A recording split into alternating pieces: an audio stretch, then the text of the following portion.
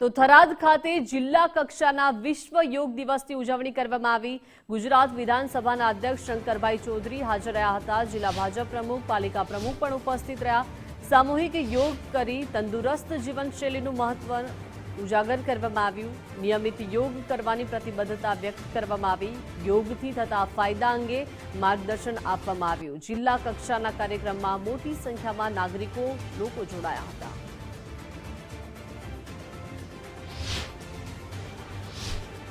શેપની અંદર બેસીને થરાદનો ટી એ પ્રમાણે થરાદ નવા જિલ્લાના નિર્માણ પ્રસંગે પણ હોશપૂર્વક ઉત્સાહપૂર્વક તમામ નગરજનો અને આ વિસ્તારના જિલ્લાવાસીઓ જોડાયા।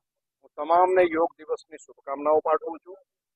આપણા પ્રધાનમંત્રી મોદી સાહેબે યોગને વૈશ્વિક કક્ષાએ જઈને વિશ્વની ધરોહર યોગ છે તે વાત વિશ્વ સમક્ષ મૂકી।